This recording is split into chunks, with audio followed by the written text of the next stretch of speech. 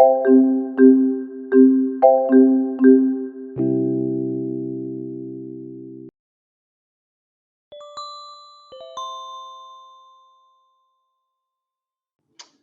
this is Chef Kevin, and this is a food pharmacy recipe demo video. Today we're going to be making a black bean salad, and I'm going to be showing you a couple of different ways that you can use that as a side dish or an entree. Before we get started, I just want to say just a couple of things of general housekeeping. The first of which is that I am a trained chef. I'm not a medical professional, and if there are any specific needs that you have, you should talk to your primary care physician or whoever you talk to about nutritional needs. The things that I can do are recommend different ways of cooking different products to meet your nutritional needs. But if you need anything that is based off of your own specific scenario, please contact your medical professional.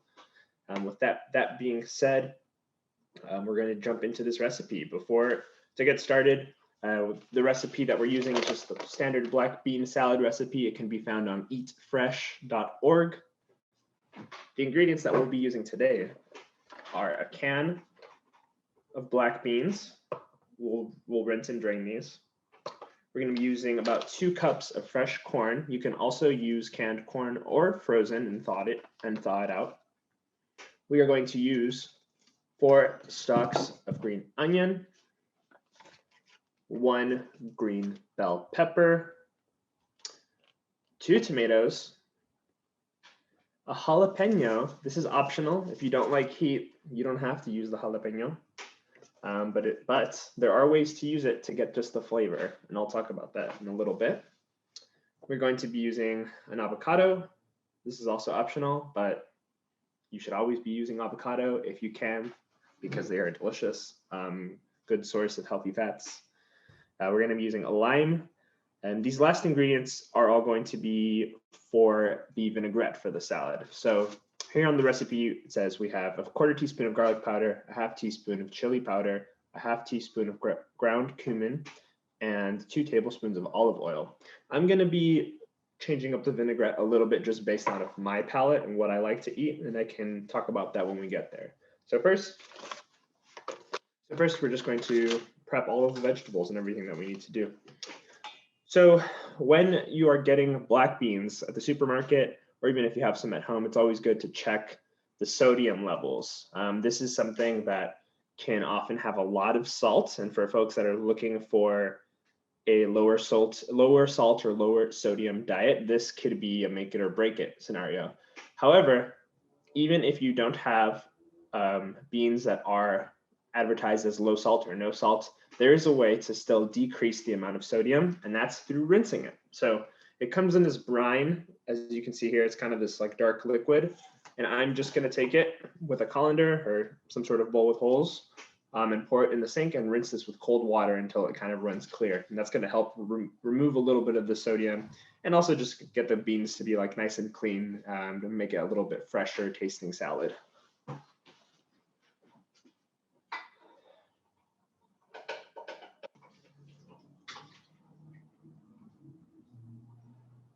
All right, I've rinsed out my beans.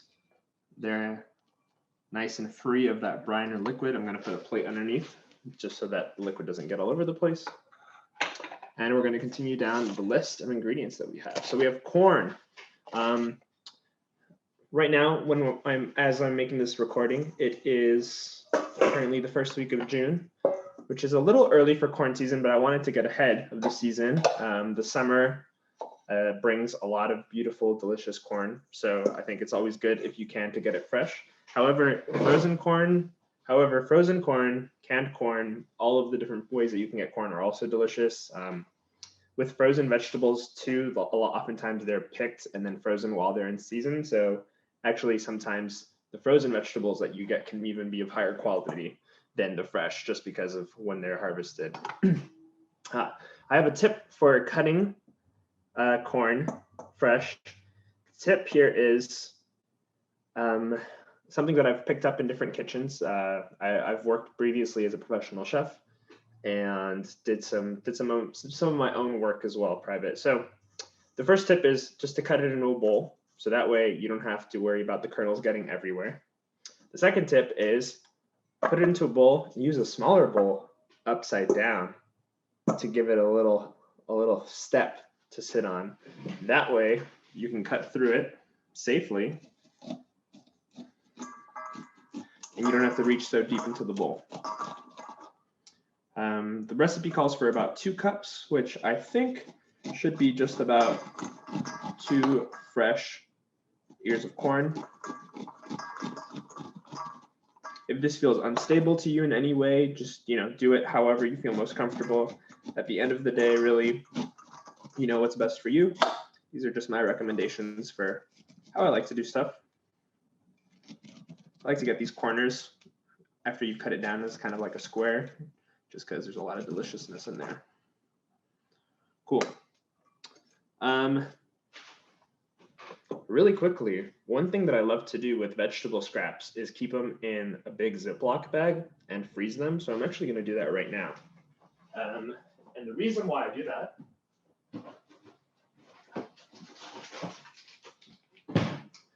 the reason why I keep vegetable scraps in a Ziploc bag is because then I'll put them in the freezer where they won't get stinky.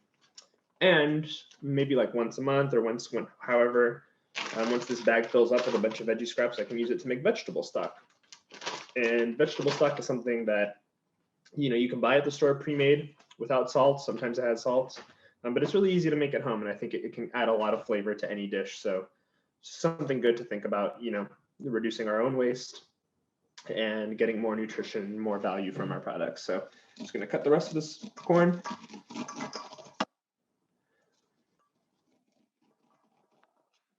There's still a couple of kernels you might notice coming out of the bowl, which is fine. I mean, it happens. This does minimize it though, so helps with a little bit of the cleanup. Throw that in the bag. Put that off to the side. Gonna do a quick clean. Just get all these little guys that have fallen off to the side.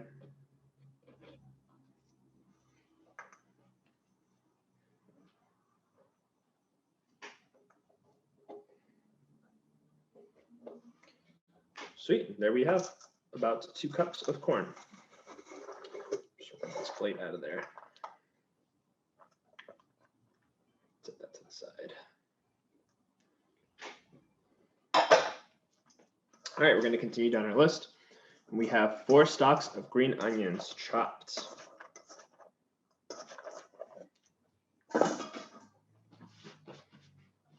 So here I have some green onions that I got from the local market. I've just washed them. So with all the vegetables, I've already washed them ahead of time. The corn, you can wash if it's organic and you've pulled off the husks. You can feel comfortable not actually washing it. I'm going to get, these are actually really big green onions. So instead of doing 4, I'm going to do 2. I think a lot of times when we think about green onions, they're really, really big. They're really, they're very, very thin a lot of times, but these are thick ones. So I'm just going to chop off the bottom parts that have the root, put that in a little bowl off to the side. I always like to have a bowl or 2 of just like kitchen scraps. This is stuff that'll become compost. You can use this for the veggie stock, but sometimes some of the root stuff I like to just keep separate from the broth, from the stuff that I will use to make the broth. All right, with the green onions, we're just going to chop these. I'm just going to chop them at what I call at a bias. That just means instead of chopping them straight down, I'm going to turn the green onion at a 45-degree angle. And for me, I just like this because it's going to go into a salad and it's going to look a lot prettier. And I think we should treat the food, how we want to be treated. And we should create food that looks beautiful, because the more beautiful it looks and the more care we put into it, the better it's going to taste. So you can do 1 at a time, you can do 2. And I'm just going to do nice thin slices of this. Since we're not going to be cooking these, I'm trying to go as thin as possible, just so, we can kind of separate them.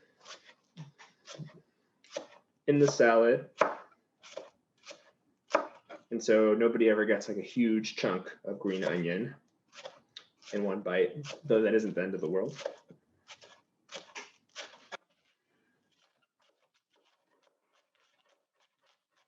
As you get more comfortable, you can start cutting a little bit faster. Again, you know, hold the knife however you feel most comfortable. Sometimes the very, very tops I'll keep for veggie stock just because they get a little bit rougher then. So we've got one green onion, and I'm actually just going to be throwing everything into the same bowl just because we're going to mix it up anyways. So just toss that in there. Do the same thing.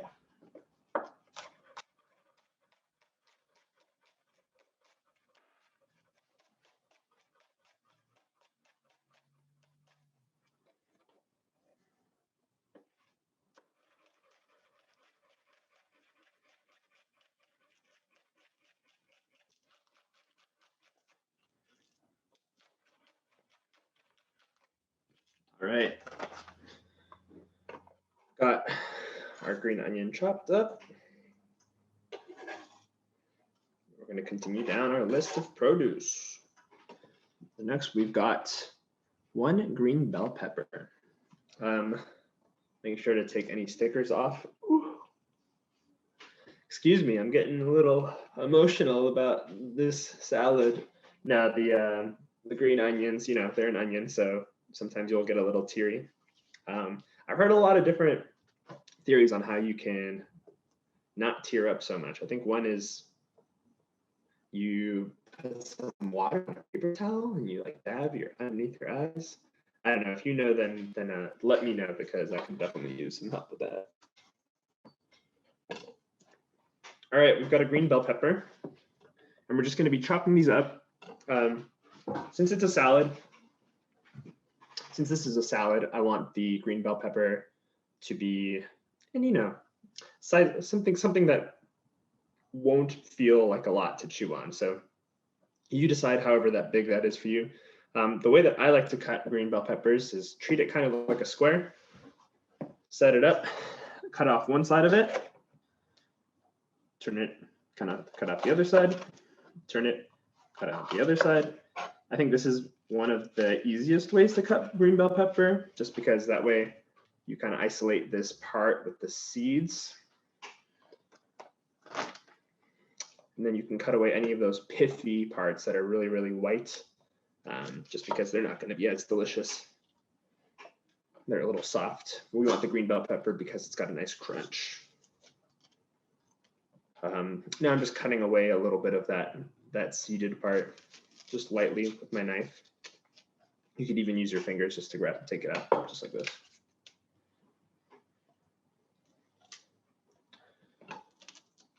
All right, I'm just going to look at how we're chopping everything else up. Yeah, so we're going to be chopping this, we're going to be chopping the tomatoes, and then we're going to be mincing up the jalapeno. So actually, just for variety, instead of chopping these into small squares, I'm going to do what's called a julienne. Julienne is just like thin strips. It sounds fancy, it's really not. And for a julienne, all you need is some sort of veggie, and then you cut it lengthwise, kind of thinly, just how I was doing the green onions. So we're just going to start cutting these really thin.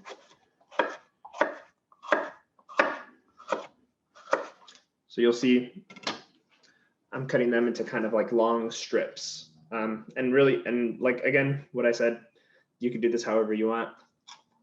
This is just for variety for me.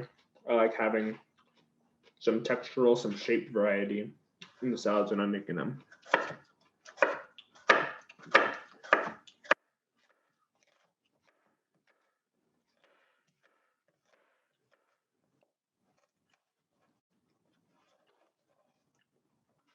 It's important to taste your food as you're going along, you know, make sure the quality is good.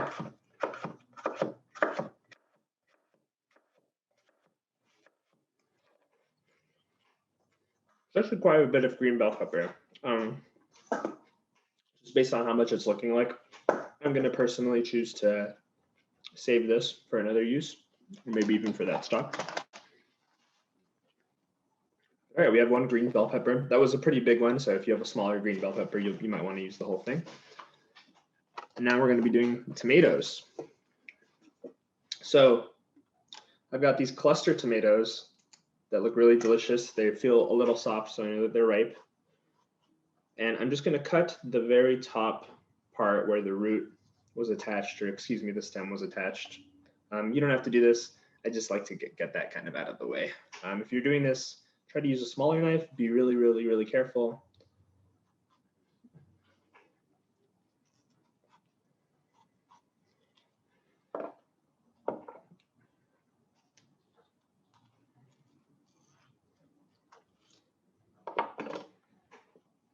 All right. On the recipe, it says that we want the tomato seeded, but I actually love the seeds of the tomato, so I'm going to try to keep them in. Also, the seeds of the tomato, the part in the middle, this is where the highest concentration of naturally occurring glutamate is in the tomato. And glutamate contributes to the savoriness of the vegetable. So this one way to have a kind of a lower sodium diet is to be able to get savoriness or richness from other parts of vegetables. And I think this is one way that you can start to include in your cooking to actually make it a little bit more delicious without having to use salt. I'm using cluster tomatoes. They are a little big. You could totally use Roma tomatoes. You could use cherry tomatoes, and kind of eyeball it based off of what you like, what you want. I'm just going to make a little grid to make the chopping a little easier. Again, do this however you're most comfortable. I recommend, in general, using a sharp knife. I think using a dull knife is more dangerous than using a sharp knife, just because sometimes you'll overcompensate for the dullness of the knife by pressing down harder, and that can actually lead to more mistakes, and that can lead to more injuries. Sometimes tomatoes can be a little difficult to cut just because they have kind of a rougher skin. Same with bell pepper. One way to work on that, or to kind of avoid that, is to use a serrated knife, so a bread knife, or any knife that has this teeth at the end. Throwing in my tomato, and I'm kind of also trying to scoop up some of that seed juice, just because, like I mentioned, it's delicious. It's got a lot of flavor.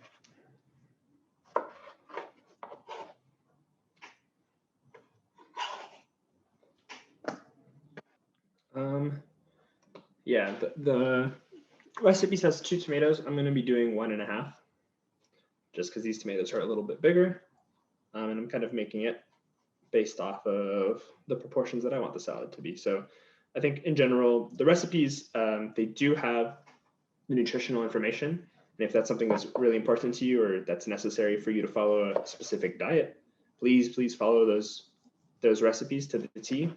But if it's something that's kind of giving you, I think at least my philosophy on recipes is something, it's kind of like, it's the template, it's like the general guide, but I think we should all feel comfortable and empowered to be able to make our own decisions on how we want to prepare it, how we want to season it, how we want to flavor it, to meet our own preferences and our own needs. So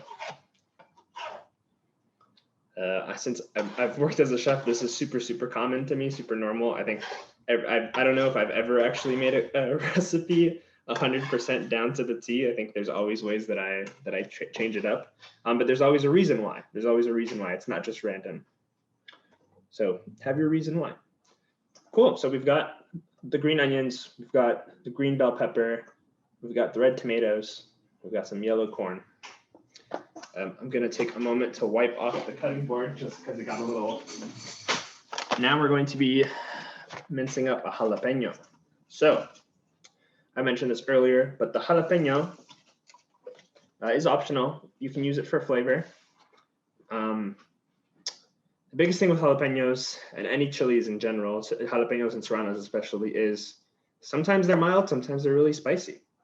There's only really one way to find out, and it's by trying it. So oftentimes I will just cut a little piece of the jalapeno, kind of rub it along the middle where the seeds are, because the seeds, the reason why the recipe says de-seeded is because the heat of the jalapeno is actually a lot in these seeds.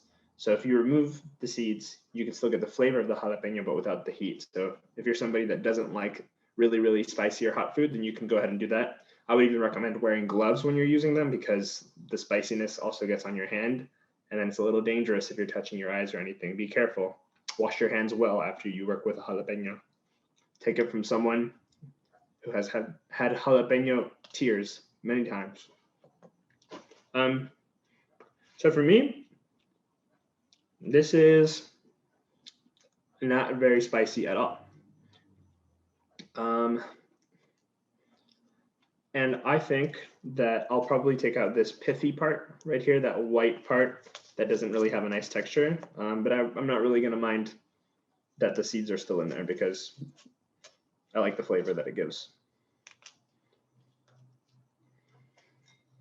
All right, now we're going to mince our jalapenos.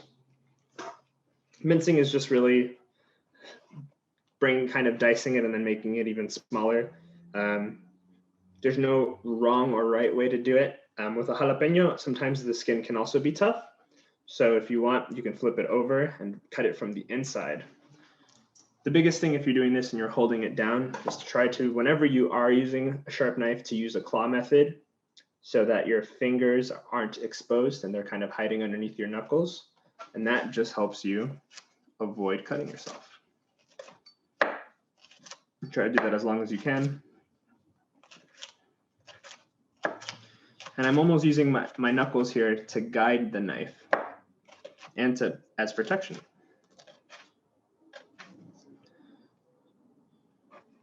So I'm going to do this kind of like really, really thin julienne first. Then I'm going to run through it and really mince it up.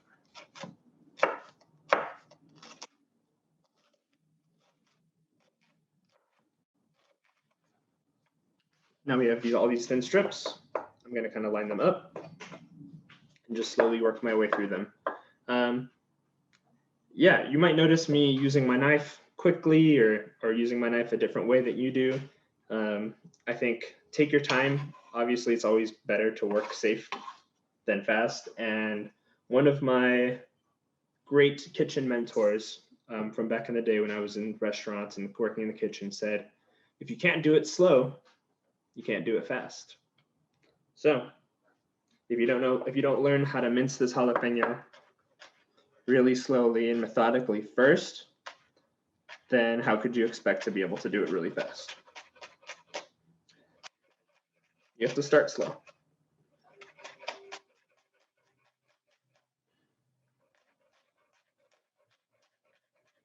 Here I'm doing the same thing with my left hand, the claw. I'm kind of inching backwards slowly just to get out of the way of my knife. And this is a mince. Depending on your preferences, you can run back through this with your knife again, just to mince it up. If you have a food processor, this is also a spot where you could use a food processor. I won't tell anyone. It's okay. I am going to run through it one more time with my knife. This is a slightly advanced technique, but definitely not something that you can't learn. I'm going to be rocking the knife back and forth. I'm going to use my offhand on the top of the blade and my strong hand on the same part of the blade that I normally hold it with. And I'm going to kind of rock it back and forth. You can even just use it and just chop up and down like this. And I like to have this hand on here just for stability. But if you want to, you can also find this like rocking momentum, this rocking move, and that helps really mince it and get it down. So I'm just going to work through this for another 30 seconds or so.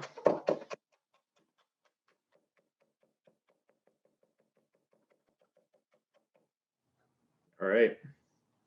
That, for me, is a good enough mince, especially for the salad. I think The purpose of the jalapeno in the salad is really just to disperse a little bit of heat, disperse a little bit of flavor. I don't think it'll be super noticeable since it's smaller compared to the other things, but or at least it won't be super noticeable in texture, but it will be noticeable in flavor. I am a big proponent of salting food as you go. Obviously, when you're using salt, please use them according to your own guidelines. I'm going to be lightly salting the foods that I'm having. So I like to add just a tiny bit just to the veggies to kind of ensure that they all have a little bit of flavor, a little bit of salt. One thing that salt also does is, and why it's sometimes even necessary in cooking, is that it helps draw out the moisture from vegetables. So if you notice, if you have like a cup of diced onions, of diced bell peppers, of diced whatever, and you just add a little bit of salt, it'll soften them. It'll start to draw the water out. And that can be really helpful for when it's time to eat. All right, we've got all of this together. We've got our beans, which we can combine. And now we're going to make the dressing. So in the recipe here, it says that we combine all the ingredients. I like to have the dressing aside, just so I can kind of taste it and see it. It'll be really pretty, and then add it in as necessary. Sometimes you'll have a little bit of extra too. I'm just referring back to the recipe here, make sure I don't miss anything. All right. We've got a lime here. I've already washed it. Just gonna cut it in half. And we have got some olive oil. So I'm gonna be adding just about 2 tablespoons of olive oil. That's about 1, that's about 2. Going to be adding 1 lime juiced. Again, if there's something, if you have to avoid highly acidic foods, you could skip this. If you don't like your dressings to be very acidic, you can use a little bit of the lime and then add in some later. I think one big part about making food, making salad, making anything in general is you can always add more later. You can't always take it back out. So I think about that a lot when I'm adding dressing to a salad, when I'm adding lime to a dressing, when I'm adding salt to food. I can always add more later. So I kind of start out with a base level of seasoning. Excuse me. I start out with a base level of seasoning. My hand's a little slippery. And then later on, as you're going, taste the food.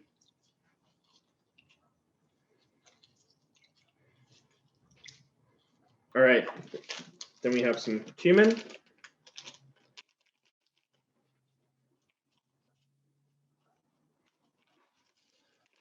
And some chili powder. I have this special chili powder that I actually grind myself. It's just chile de árbol, very common Mexican dried ingredient.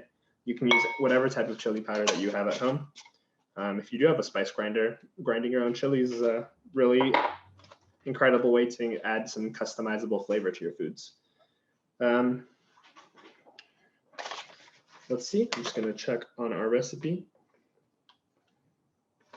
Beautiful.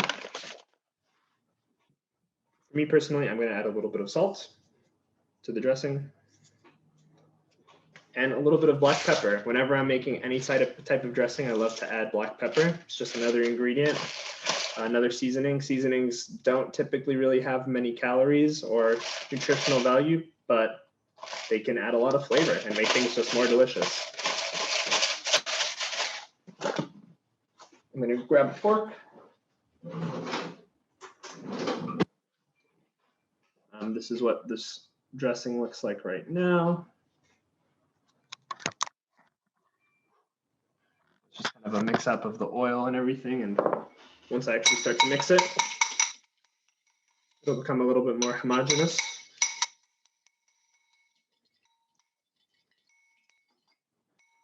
Now we have this dressing.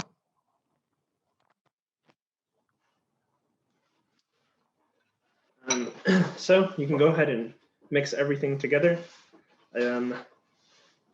I personally really love to mix my salads by hand, so I have kind of like a food safe, single-use disposable glove. I'll add in, I think the beauty of making the dressing on the side is you can add in however much you want, taste it, and then adjust. So I'll add in about half. And I'll mix it up.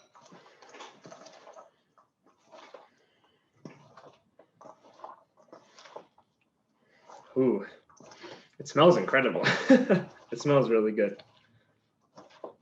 I just remembered one thing that I forgot to add, which was garlic. You can add garlic powder, or if you have fresh garlic, or something that my dad taught me a long time ago, which is mince a ton of garlic and then store it in oil in the refrigerator in a jar. You can just add in a little bit of that. So I'm going to add in just a tiny bit.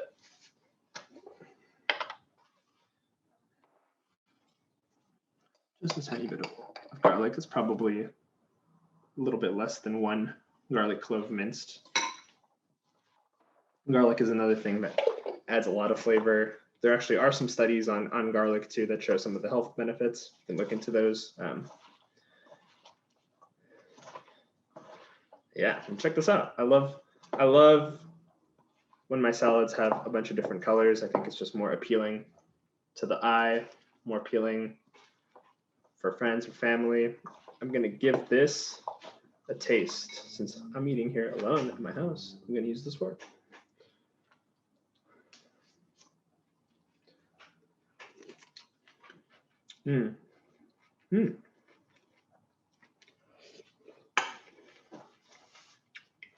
It's good.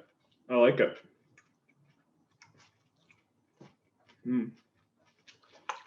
I mean, I could even use more lime in there, to be honest. So I personally would probably cut another half a lime and add more. I'm gonna add the rest of the dressing. I think it'll help it out.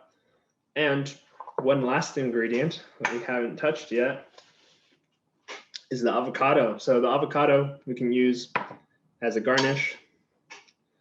And it'll just take this salad kind of to the next level and adding a little bit of more creaminess and texture.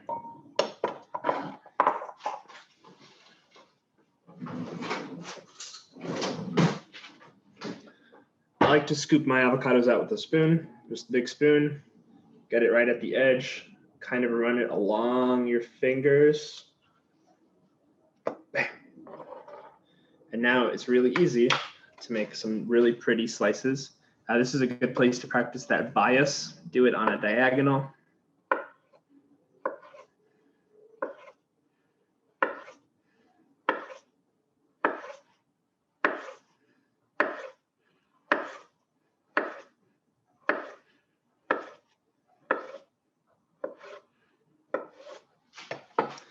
You can spread that out like you're the coolest dealer at a casino showing off your card skills.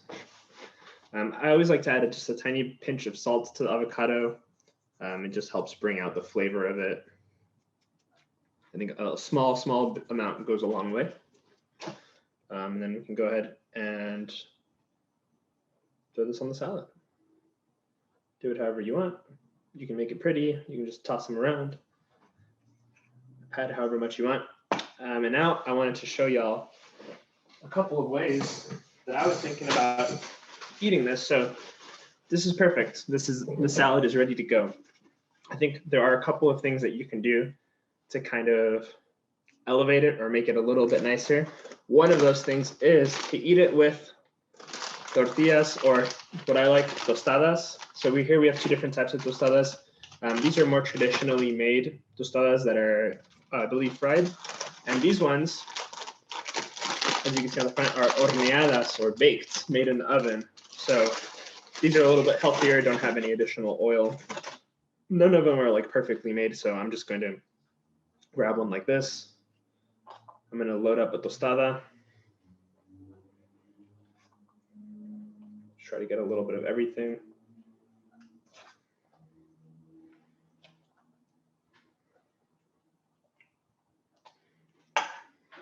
And then I'm going to throw some of that avocado on there.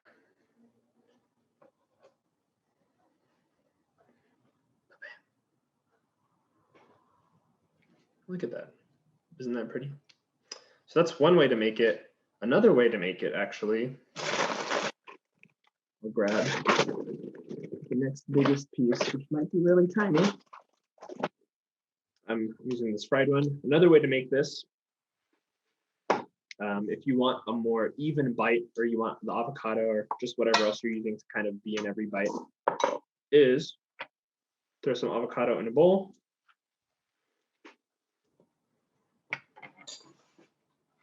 A little bit of salt, and mash it up. So you're almost going for kind of a guacamole type of texture, but just mashing it up, just getting it to kind of be something a little bit more spreadable, something that's already been worked down a little.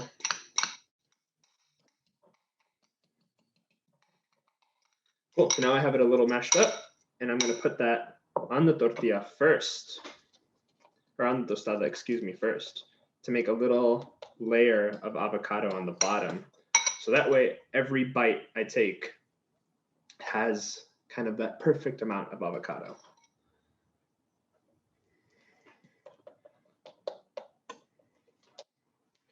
So there we are, spread out.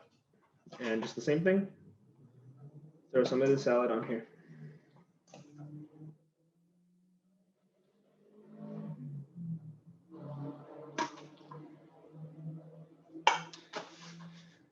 Beautiful. And if you have cilantro, you can rip off a couple of leaves, throw it on there, make it look real pretty how they do at the restaurants, charge somebody an arm and a leg for it, even though they can make it at home.